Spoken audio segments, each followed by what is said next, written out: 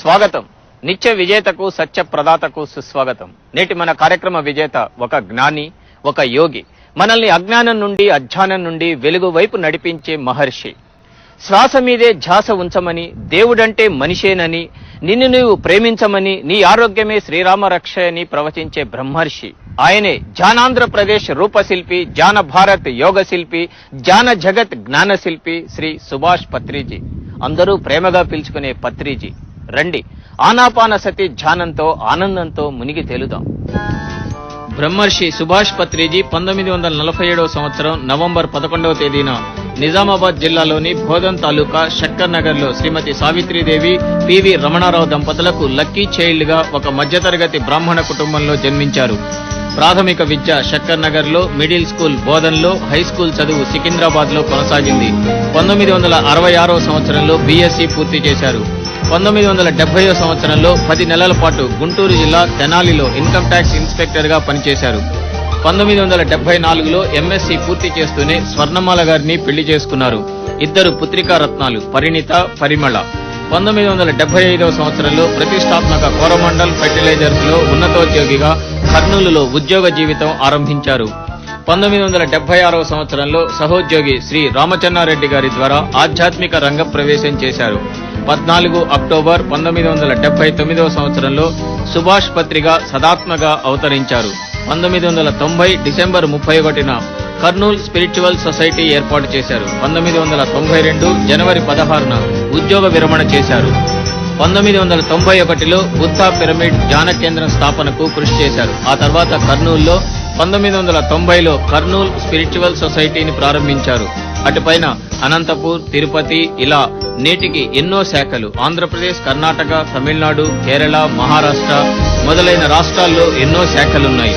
1999లో Singapore, Hong Kong లో, 2004లో అమెరికాలో, 2005 శ్రీలంక, 2006లో ఆస్ట్రేలియాలో బ్రాంచీలు తెరిచారు. మన రాష్ట్రంలో 1000కి పైగా పిరమిడ్లు నిర్మించారు. పిరమిడ్ స్పిరిచువల్ సొసైటీ ఆఫ్ ఇండియాకు ఫౌండర్ గాను, బెంగళూరులోని పిరమిడ్ స్పిరిచువల్ ట్రస్ట్ కు చైర్మన్ గాను వ్యవహరిస్తున్నారు. ఇక్కడే మైత్రేయ ధ్యాన విద్యా విశ్వాలయాన్ని ఏర్పాటు చేశారు. 5000 మంది ఒకేసారి ఇక్కడ ధ్యానం చేసుకోవచ్చు. పత్రిజీ బోధనల సారం ఒక్కటే, అది మనుషులంతా ఒక్కటే. తారక మంత్రం ఆనాపాన సతి, అంటే శ్వాస మీద ధ్యాస ఉంచి ధ్యానం చేయడం. దీనికి కులం, మతం, ప్రాంతం, మంత్రం, తత్వం ఏమీ లేదు. 2 ఎవరిని వారే ఉద్ధరించుకోవాలి. మనకు మనమే దేవుళ్ళం. ఇదే సత్య బోధనగా ప్రతి వ్యక్తిని ఒక ధ్యానమూర్తిగా, జ్ఞానమూర్తిగా తీర్చిదిద్దుతూ ముందుకు నడిపిస్తున్నారు జ్ఞానయోగి పత్రిజీ. 2004లో ధ్యానాంధ్రప్రదేశ్, 2008లో ధ్యాన భారత్, 2012లో ధ్యాన జగత్ ఏర్పాటుకు కృషి చేస్తున్నారు. మెడిటేషన్ అండ్ స్పిరిచువల్ లైఫ్ మీద తొలి పుస్తకం తులసీ దళం, ఆ పైన 49 పుస్తకాలు రచించారు. తెలుగులో ధ్యానాంధ్రప్రదేశ్, కన్నడంలో ధ్యాన కర్ణాటక, తమిళనాడులో ధ్యాన తమిళనాడు, కేరళలో ధ్యాన కైరేలి, మహారాష్ట్రలో ధ్యాన మహారాష్ట్ర, మంత్లీ మ్యాగజైన్స్, ఇంగ్లీష్లో spiritual India English by monthly magazine ను ప్రచురిస్తున్నారు. సంస్థకు pss.org.com వెబ్సైట్ కూడా ఉంది. పదండి, ప్రశాంత చిత్తంతో 10 అడుగులేద్దాం. సుభాష్ పత్రి గారు, విజేత కార్యక్రమానికి స్వాగతం, సుస్వాగతం. మనం మీ ధ్యానం గురించి, మీ గురించి ఒక ఆధ్యాత్మిక గురువుగా ఎన్నో విన్నాం. ఒక కోరమండల్ ఫెర్టిలైజర్స్ అనే సంస్థలో ఒక ఉన్నత ఉద్యోగంలో ఉన్న మీరు ఈ ఆధ్యాత్మిక గురువుగా మారారు. ఇలా మారటం వెనక ఏమైనా కారణం కానీ, బలమైన సంఘటనలు కానీ ఉన్నాయా? అంటే గురువుగా మారటానికి నేనేం చేయలేదు. సత్యాన్వేషణలో ముందుకు సాగాను అంతే. ప్రతి మనిషికి ఏ సత్యాన్వేషణ కావాలి, ఆ సత్యాన్వేషణలో ముందుకు సాగుతూ ఏమిటి నా జీవిత నిజమైన లక్ష్యం. ఉద్యోగం చేస్తున్నాను, పెళ్ళాం ఉంది, పిల్లలు ఉన్నారు, అన్నీ బాగానే ఉన్నాయనుకుంటే లోపల ఏదో వెళ్తూ ఉంటుంది కదా. సంగీతంలో కూడా బాగానే వస్తుంది, కానీ సంగీతం కూడా మన జీవిత నిజమైన లక్ష్యం కాదు, ఇంకేదో ఉంది అని ఆ యొక్క వెతుకులాటలో నాకు ఈ ధ్యానం దొరికింది. ఆ ధ్యానం దొరికిన తీగలు పట్టుకుని లాగుతూ పోతుంటే అది ఇంతింతే వట్టుడింతే అన్నట్టు ఇప్పుడు శాంతం మింగేసింది. అది అలా జరిగిపోయింది. అంతేగాని దీని వెనక ఒక ప్రత్యేకమైన కారణం కానీ, వ్యక్తులు కానీ, సంఘటనలు కానీ, ఈ ధ్యానం వైపు మీరు ఎలా ఆకర్షించబడ్డారు?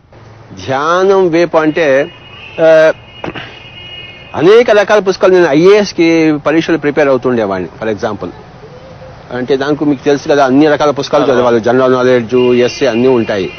ఫర్ ఎగ్జాంపుల్ ఎస్ఏ పేపర్లో ద పర్పస్ ఆఫ్ లైఫ్ అనే టాపిక్ చూసుకుని నేను రాశాను. అంటే ఆధ్యాత్మికత సీడ్స్ అన్నీ ఉన్నాయి. అయితే ధ్యానం రేపంటే కర్నూలులో పనిచేసేటప్పుడు 1976లో స్టార్ట్ చేశాను నేను ఉద్యోగం.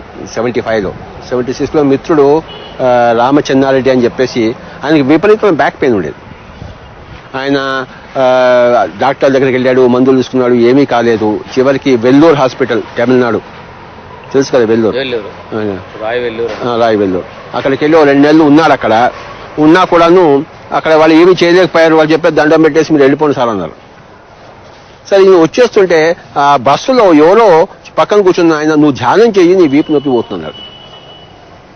సో ఆ విధంగా ఆ తర్వాత అతను ధ్యానం చేయడం, ఆ వీపు నొప్పి పోవడం తెలిసిందన్నమాట. అది ఫస్ట్ టైం. సో అతను మెల్లిగా ధ్యానం చేయడం మొదలుపెట్టినప్పటి నుంచి మళ్ళీ అతనికి విజన్స్ రావడము, థర్డ్ ఐ ఎక్స్పీరియన్స్ రావడము, నా క్లోజ్ ఫ్రెండ్ కనుక నాతో చెప్పడము, నాకు కొంచెం బ్యాక్గ్రౌండ్ నాలెడ్జ్ ఉంది కనుక పుస్తకాలు చదివి థియరిటికల్ గా వాటిని అనలైజ్ చేయడము, వీటిగా ఇలా పరస్పరం ఇలాగా మొదలైంది 1976 to 1979లో. అంటే ఆ తర్వాత క్రమంలో మీరే ఒక ధ్యానం అనేది నేర్పటము, ఆధ్యాత్మిక గురువుగా మారటం, ప్రపంచంలో చాలా మంది మీకు శిష్యులై మీ దగ్గర ఈ ధ్యానాన్ని నేర్చుకోవటం జరిగింది. అదే 79 వరకు, 76 నుంచి 79 వరకు కర్నూలు, మరి అక్కడ మరి ఈ ధ్యానం గురించి అవగాహన అతని ద్వారా ఫస్ట్ బాగా నాకు కలిగి, తర్వాత ఇంకా నాకు అనిపించింది ఇందాక చెప్పిన వెలితి ఇప్పుడు నాకు లేదు, ఇప్పుడు నాకు కావాల్సింది దొరికింది. It is not my studies, it is not my, నా భార్య పిల్లలు కాదు, నాకు అన్ని బాగానే ఉన్నాయి. ఇంట్లో కూడా ఏం పరిస్థితులు ఏం లేవు. మామూలుగా ఉంటే అన్ని పరిస్థితులు ఉంటాయి, దట్స్ నార్మల్. కానీ ఈ యొక్క ధ్యానమైన అవగాహన వచ్చినప్పుడు నేను దీన్ని ప్రపంచానికి ఇవ్వాలి అని నాకు 1979లో మొదలైంది. నా పరిస్థితుల్లో ఆఫీస్లో ఉన్న వాళ్ళకి, ఫ్రెండ్స్కి, వాళ్ళందరికీ చెప్పడం మొదలు పెడుతూ వచ్చాను. అంటే ఈ మీకే ఈరోజు కొన్ని లక్షల మంది శిష్యగణం అనేది ఉన్నది. మీరు అసలు ఈ ధ్యానంలో మీరు ప్రవచించే సిద్ధాంతాలు ఏంటి? ఆ తర్వాత ఈ బిజీ లైఫ్ లో మనిషి ప్రశాంతంగా ఉండటానికి, సుఖంగా ఉండటానికి మీరు ఏం నేర్పుతారు? బిజీ లైఫ్ లో నాన్ బిజీగా ధ్యానంలో కూర్చోవాలి, లేదా సంగీతం వినాలి, ఆడుకోవాలి, క్రికెట్ ఆడుకోవాలి, 190 ఉన్నాయి. ఈ బిజీ లైఫ్ ని మనం హాయిగా ఎంజాయ్ చేయడం కోసము. కానీ అన్నిటికన్నా ముఖ్యమైనది ధ్యానం.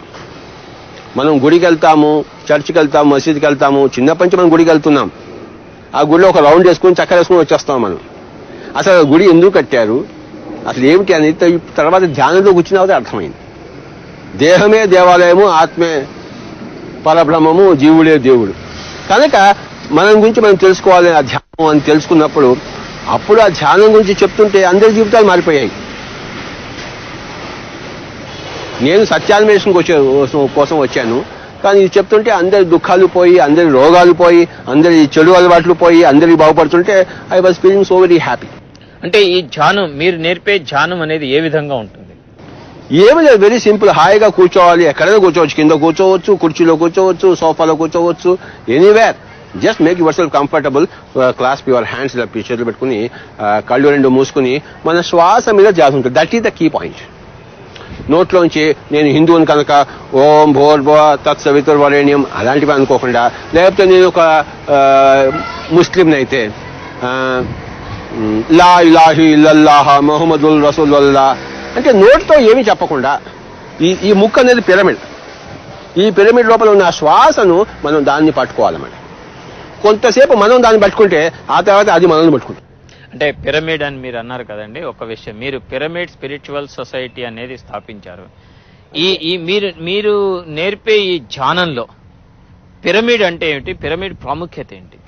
నేను పిరమిడ్ స్పిరిచువల్ సొసైటీని స్థాపించలేదు, స్పిరిచువల్ సొసైటీని స్థాపించాను. The first spiritual society Kurnool spiritual society 91. అప్పుడు ఈ పిరమిడ్ కట్టాము, కానీ పిరమిడ్ స్పిరిచువల్ సొసైటీ అని నామకరణం లేదు, కేవలం spiritual society, the Kurnool spiritual society. అయితే అక్కడ ఒక పిరమిడ్ కట్టడం జరిగింది. పిరమిడ్ ఎలా కట్టామంటే, నేను 1981-82లో అనేక వేల పుస్తకాలు చదివాను. ఇందులో వచ్చిన తర్వాత, ధ్యానంలో వచ్చిన తర్వాత. అంతకుముందు జనరల్ గా చదివేవాడిని. ధ్యానంలోకి వచ్చిన తర్వాత స్పెసిఫిక్ గా ధ్యానం గురించి రీసెర్చ్ చేయడం మొదలుపెట్టాను. ఏది కనపడినా, ఏ మాస్టర్ కనపడినా పుస్తకం చదవడము, సో అందులో పిరమిడ్ శక్తి గురించి కూడా నేను చదవడం జరిగింది. అప్పుడు Bill Schul and Ed Pettit అనే master the secret power of the pyramids పుస్తకం, ఆ పుస్తకం చదివి మా కార్పొరేట్ పిలిచి ఇలా చిన్న చిన్న అట్టలు చేవయ్యా ఈ పిరమిడ్ యాంగిల్తో అని చెప్పి వాళ్ళు చేయించుకుని ఒక పిరమిడ్లో ఒక వంకాయ పెట్టడము, ఒక వంకాయ బయట పెట్టడము. మరి బయట పెట్టిన వంకాయ 2 రోజుల్లో కుళ్ళిపోతుంది, లోపల పెట్టిన వంకాయ నాకు 4 రోజులు ఉండింది ఫ్రెష్గా. This is remarkable. అలాగే ఒక టొమాటో పెట్టాను, బయట పెట్టాను, బయట పెట్టింది కుళ్ళిపోయింది, రోజు పెట్టింది 4 రోజుల తర్వాత మనం హాయిగా కోసుకుని దాన్ని తిన్నాం. అంటే 4 రోజులు ఒక టొమాటోలు బయట పెట్టినా పిరమిడ్లో పెట్టినా అది ఏమీ దాన్ని కుళ్ళలేదు అంటే పిరమిడ్ శక్తి. ఆ రోజుల్లో నేను షేవింగ్ చేసుకునేవాడిని, ఆ షేవింగ్ రేజర్ పెట్టేవాడిని. సో నాకు 30-40 షేవ్స్ వచ్చేవి నాకు. ఆ తర్వాత మళ్ళీ క్రమంగా జరిగిపోయింది. మళ్ళీ బీవీ రెడ్డి గారు అని చెప్పేసి కర్నూలులో ఆయన మన ధ్యానం క్లాసెస్కి వచ్చి ఇంటికి వచ్చి ఆయన చాలా ప్రభావితుడై నేను ఏదో చేయదలుచుకున్నాను అంటే అప్పుడు పిరమిడ్ కడితే నమస్కారం సార్, ప్రజలకు ఉపయోగపడుతుంది, పిరమిడ్లో కూర్చొని ధ్యానం చేస్తే మరింత శక్తివంతమైన ధ్యానం అంటే ఆయన బీవీ రెడ్డి గారని ప్రముఖ పారిశ్రామికవేత్త, మరి ఛాంబర్స్ ఆఫ్ ఫిల్మ్ ఛాంబర్ దానికి కూడా ప్రెసిడెంట్గా ఉండేవారు. ఆయన కట్టించారు కర్నూలులో 91లో. అంటే ఇందాక మీరు అన్నారు కదా ముక్కు అనేది పిరమిడ్ అని, చూసారా మరి ఇక్కడ వెడల్పుగా ఉంది, పైన ఏకంగా ఉంది. అదే కదా పిరమిడ్ అంటే, కింద చదరం ఉంటుంది, పైన ఏకం అవుతుంది. కింద అనేకము, పైన ఏకము. సర్వమతాలు కింద అనేకము, పైన ఏకమే. బహిర్ముఖంగా అనేకము, అంతర్ముఖంగా అంతా ఏకమే, ఉన్న సత్యం ఒకటే. కనుక ఈ పిరమిడ్ చాలా బాగా దానికి మనకి ప్రతీకగా నిలుస్తుంది. ఈ ముక్కులోని గాలి ముక్తికి మరి దారి అన్నాడు వేమన. ముక్కులోని గాలి ముక్తికి మరి దారి. అన్నమాచార్యులు వారు అన్నారన్నమాట, కాయపు టూపిడిలో గని ఉన్నది, లేకపోతే ఊపిరిలో దేవుడున్నాడు యోగేంద్రులకు. సో అదే దాన్నే గౌతమ బుద్ధుడు ఆనాపాన సతి అన్నాడు. ఆన అంటే ఉచ్ఛ్వాస, అపాన అంటే నిశ్వాస. ఆయనకు అనుకునేది ఇది, మరి మనం ఎందుకు మర్చిపోయాం? ఇప్పుడు అల్వా ఎడిసన్ ఇన్కాండిసెంట్ బల్బ్ కనుక్కున్నట్టు, లేకపోతే లా ఆఫ్ గ్రావిటీ న్యూటన్ కనుక్కున్నట్టు ఈ ఆనాపానసతిని కనుక్కున్నాడు గౌతమ బుద్ధుడు. కానీ మనం మర్చిపోయాం. ఆయన దుఃఖానికి కారణం తెలుసుకున్నాడు, మనం ఇంకా దుఃఖంలోనే ఉన్నాం. దుఃఖ నివృత్తి ఉపాయం, దుఃఖం తృష్ణ వలన, తృష్ణ అవిద్య వలన, అవిద్య అష్టాంగ మార్గం వలన పోతుంది. అష్టాంగ మార్గంలో ఫైనల్ పాయింటే సరి అయిన ధ్యానం అంటే ఆనాపానసతి. మీరు ఇప్పటిదాకా చెప్పిన విషయాల్లో మాకు చాలా ప్రశ్నలు అడగాలనిపిస్తుంది. ఒకటి ఇందా చెప్పారు, ఆయనకి మీ స్నేహితుడికి వెన్ను నొప్పి అనేది ఉండటం వల్ల ఈ ధ్యానం చేయటంతో అది పోయింది అన్నారు. ఇలా నేను కూడా అబ్జర్వ్ చేస్తే చాలా మంది తమకున్నటువంటి వ్యాధులకి జరిగింది ప్రతి ఒక్కళ్ళు. దీనికి ఏమైనా శాస్త్రీయమైన ఆధారం ఉందా? ఇప్పుడు శాస్త్రం అంటే మీకేం ఐడియా చెప్పండి నాకు. శాస్త్రం అంటే ఏమిటి మీరు చెప్తారా నాకు చెప్పండి. మన కంటి ఎదురుగా ఉండేది మన సత్యం అని. సారీ కంటికి ఎనబడి ఉండేది సత్యం కాదు. ఫర్ ఎగ్జాంపుల్ ఈ స్పెక్ట్రమ్ తీసుకుంటే రెడ్ దగ్గర నుంచి వైలెట్ వరకు ఈ యొక్క విబ్జిఆర్ కానీ విబ్జిఆర్ సత్యమా? దాని ఇన్ఫ్రారెడ్ అల్ట్రావైలెట్ లేవా? అది కంటికి కనబడుతుందా? సత్యం కాదా? అంటే మనిషి అంతర్ముఖుడై చూడాలి అంటే కనుక స్పెక్ట్రమ్ విబ్జిఆర్ అనుమతిలో 190 లక్షల స్పెక్ట్రమ్ ఫ్రీక్వెన్సీస్ ఉన్నాయి. అవన్నీ చూస్తుంది ధ్యానం. ఈ సైన్స్ మీరు చెప్పే సైన్స్ విబ్జిఆర్నే చూస్తుంది, ఆటమ్స్ మాలిక్యూల్స్ వరకే చూస్తుంది. అంతవరకు అంతవరకు ఇంకేం లేదా? అక్కడి కథ మొదలవుతుంది. ఆ కథను చూస్తుంది ధ్యానం. మీరు ఈ ధ్యానం ద్వారా ఎన్నో వ్యాధులు నిర్మూలిస్తున్నాం, మనం ఎన్నో జరుగుతూ ఉన్నాయి. అన్ని వ్యాధులు తలకాయ నొప్పి దగ్గర నుంచి క్యాన్సర్ వరకు. ఇంకో కొన్ని రోజుల్లో ఎవ్వరు డాక్టర్ ఉండరు, సర్జన్ ఉండడు, హాస్పిటల్స్ ఉండవు, మరి మందుల షాపులు ఉండవు, జీవితం హాయిగా ఉంటుంది. అలాంటి సమాజాన్ని మీరు కోరుకుంటున్నారు? కోరుకుంటా కాదు, వచ్చి తిడుతుంది. దానికోసమే పుట్టాను. దానికోసమే మీరు పుట్టారు అన్నారు. మీ శిష్యులు కొంతమంది మీరు మైత్రేయ బుద్ధుని అవతారంగా పరిగణిస్తూ ఉంటారు. దీని గురించి మీరేమంటారు? అంటే వాళ్ళ అనుభవాలు వాళ్ళవి, వాళ్ళ సత్య శోధన వాళ్ళది. నాకు మటుకు గురువు ఆ బుద్ధుడే. కనుక ఆ బుద్ధుడు చెప్పాడు 2500 సంవత్సరాలు నేను మళ్ళీ వస్తానని చెప్పేసి. నేనంటే ఒక మనిషి కాదు, ఆయన కనుక్కున్న విధానం మళ్ళీ వస్తుంది. ఇప్పుడు వచ్చింది. ఇప్పుడు ఈ పిరమిడ్ స్పిరిచువల్ సొసైటీ కాదు ఈ ఆనాపానసతి చెప్పేసింది. ప్రపంచం అంతా ఆనాపానసతి చెప్తాను. I am also one of those persons. I'm not the only person. కనుక ప్రపంచం అంతా మళ్ళీ ఇప్పుడు తిరిగి ఆనాపానసతి దగ్గరికి వస్తుంది. That's what he predicted 2500 years back. Patri గారు, మీరు ధ్యానం వల్ల ఈ సమాజం మారుతోంది అన్నారు. కరుడుగట్టిన ఈ సమాజంలో ఈ ధ్యానం వల్ల ఏ విధమైన మార్పు వస్తుంది? ధ్యానం అనేది A to Z మార్పులు తీసుకొస్తుంది. Physical, mental, emotional, social, economic, intellectual, all. ధ్యానం ఈజ్ ఆల్ ఇన్ ఆల్. సర్వరోగ నివారణి, సర్వభోగ కారణి, సర్వశక్తి ప్రధాని, ఇవన్నీ చెప్తే ఎక్స్ట్రాగా మీకు కనబడుతుండొచ్చు, కానీ దిగిన వాళ్ళకి లోతు తెలుస్తుంది. గట్టి మీద కూర్చున్న వాళ్ళకి ఏం తెలుస్తుంది ఎంత లోతుందో. సుభాష్ పత్రి గారు, మీరు వేణుగాన విద్వాంసులు అని కూడా విన్నాము. మీరు ఎక్కడ సంగీతం కూడా మీ ధ్యానంలో ఒక భాగంగా వినిపిస్తూ ఉంటారు. ఈ రెండింటిని ఎలా మేళవించారు? అంటే ధ్యానానికి చక్కటి అనుకూలమైన పరిస్థితులు అనేది ఉంటాయి.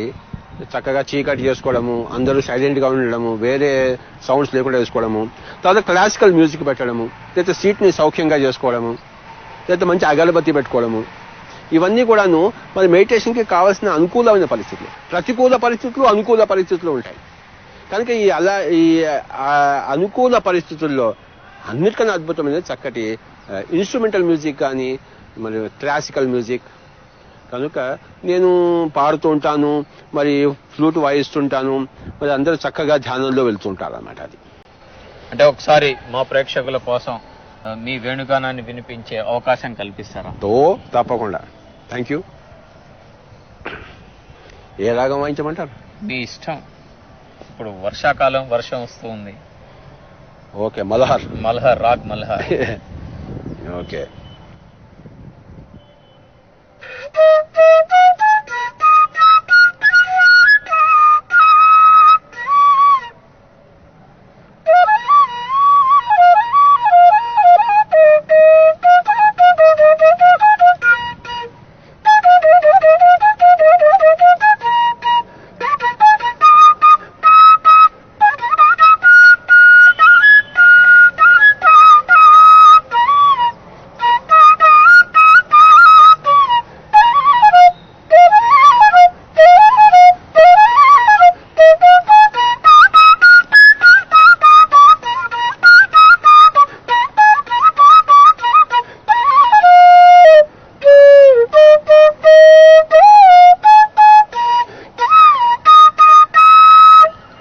అద్భుతం అండి.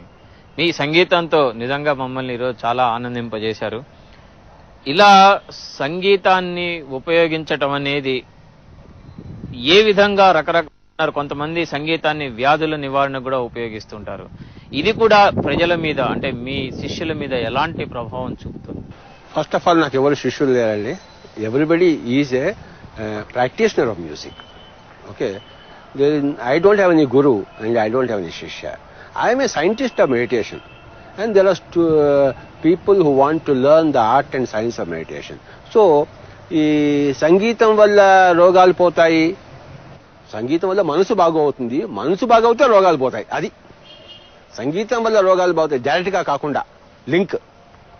వెన్ ద మైండ్ హ్యాపీగా ఉన్నప్పుడు రోగాలన్నీ పోతాయి అన్నమాట. అంటే ఇంకొకటండి, మన రాష్ట్రంలో ఈ ఆధ్యాత్మికత నేర్పే వాళ్ళు, గురువులు అనండి, లేకపోతే ముఖ్యంగా ధ్యానాన్ని నేర్పే వాళ్ళు కూడా చాలా మంది ఉన్నారు. ఎన్నో రామచంద్ర మిషన్ అని, లేకపోతే బ్రహ్మకుమారీస్ అని, మాత అమృతానంద, రకరకాల పద్ధతులు ఉన్నాయి. ఈ పద్ధతికి, మీరు నేర్పే పద్ధతికి ఏమైనా తేడా ఉందా?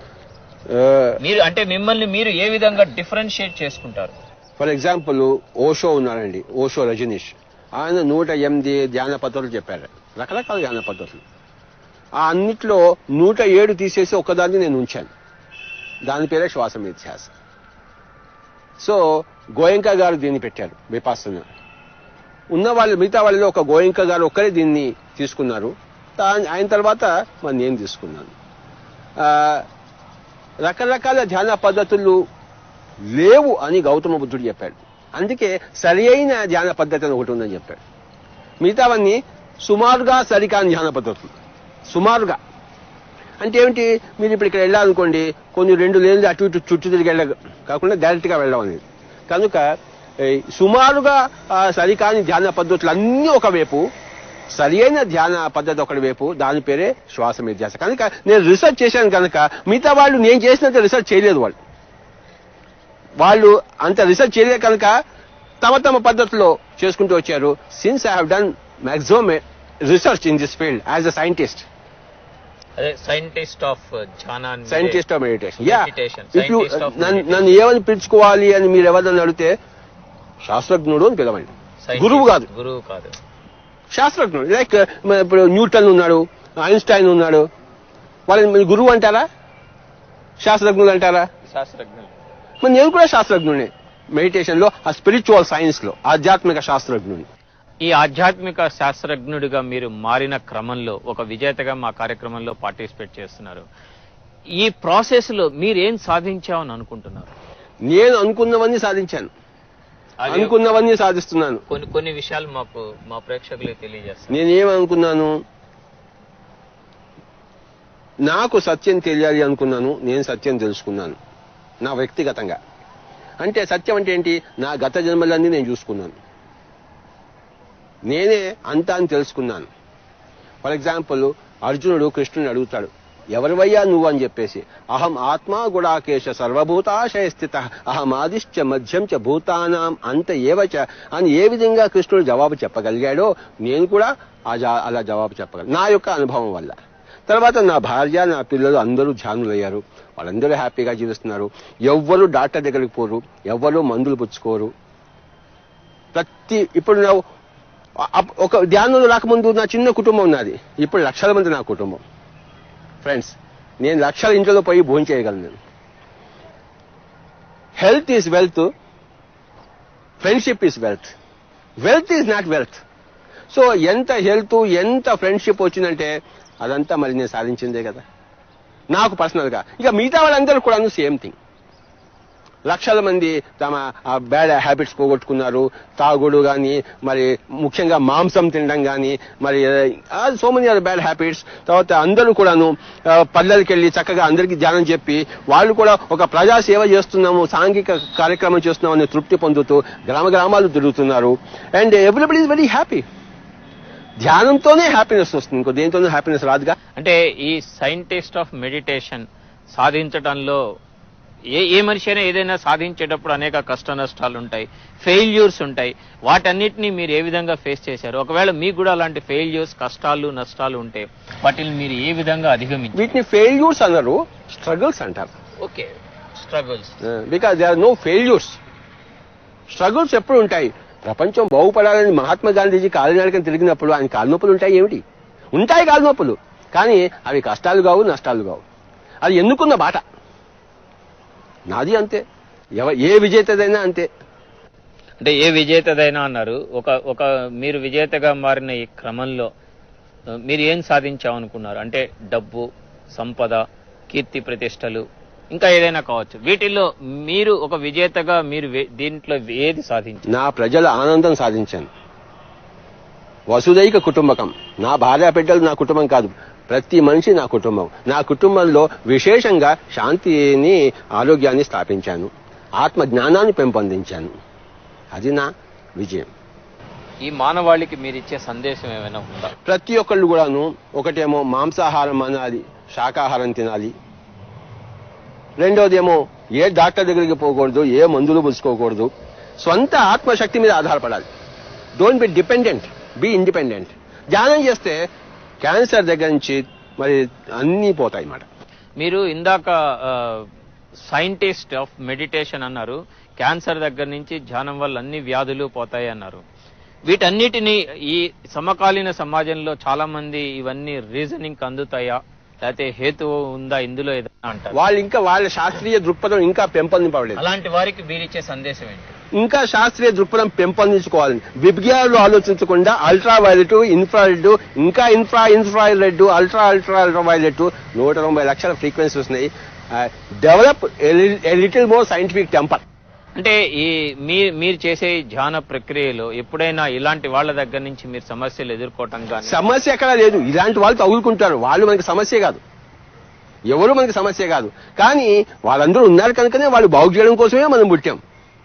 వాళ్ళని అనుసరించడానికి మనం పుట్టలే, వాళ్ళని బాగు చేయడం కోసం పుట్టాం. బ్రిటిష్ వాళ్ళని అనుసరించడానికి గాంధీజీ పుట్టలే, బ్రిటిష్ వాళ్ళని తరిమేయడం కోసమే గాంధీజీ పుట్టారు. అది సంగతి. నేను అంతే. మిడిమిడి శాస్త్రజ్ఞుల వాళ్ళ నుంచి వాళ్ళనే రక్షించడం కోసం పుట్టాను. గౌతమ బుద్ధుడు పుట్టాడా లేదా? యేసు ప్రభు పుట్టాడా లేదా? మరి నేను పుట్టాను. వాళ్ళు ఏ కారణాలతో పుట్టారు, నేను అదే కారణంతో పుట్టాను. అంటే మీరు కూడా చరిత్రలో ఆ స్థాయిలో నిలిచి. చరిత్ర ఎందుకు స్వామీజీ? చరిత్ర ఎందుకు? జీవితం, నా పర్సనల్ జీవితం అది. చరిత్రకి నాకు సంబంధం లేదు. వాళ్ళు ఎలాంటి జీవితం గడిపారో అందరికీ తెలుసు. మనం కూడా వాళ్ళ బాటలో నడుస్తుంది. యేసు ప్రభు నడిచిన బాటలో, గౌతమ బుద్ధుడు నడిచిన బాటలో నేను నా అడుగులు వేస్తూ నడుస్తున్నాను. ఒకటి జీసస్ అనుకోండి, ఇంకోటి బుద్ధుడు అనుకోండి, మీ ఇష్టం. దుఃఖంలో ఉండే ప్రతి మానవుడి కోరిక నేను దుఃఖం నుంచి భయపడాలని. ఎలాగైతే రోగి డాక్టర్ ఉంటారో అలాగే మరి అజ్ఞానము జ్ఞానము ఉంటుంది. అజ్ఞానంలో ఉన్న వాళ్ళు కూడా కోరుకుంటారు నా అజ్ఞానం పోవాలని. వాళ్ళకి తెలుసు అజ్ఞానం ఉందని. అలా జ్ఞానంలో ఉన్న వాళ్ళు కోరుకుంటారు వాళ్ళ అజ్ఞానం పోవాలని. అందరికీ ఒక్క కోరిక ఇది. సమస్త 6.5 బిలియన్స్ ఆఫ్ పీపుల్ యొక్క సమిష్టి కోరిక మీరు తీరుస్తున్నారు. నేను కదా, అందరూ కలిసి తీసుకుంటున్నారు. అండ్ మీరు ఓన్లీ క్యాటలిస్ట్ గా ఉన్నారు. నా భాగం నేను చేస్తున్నాను.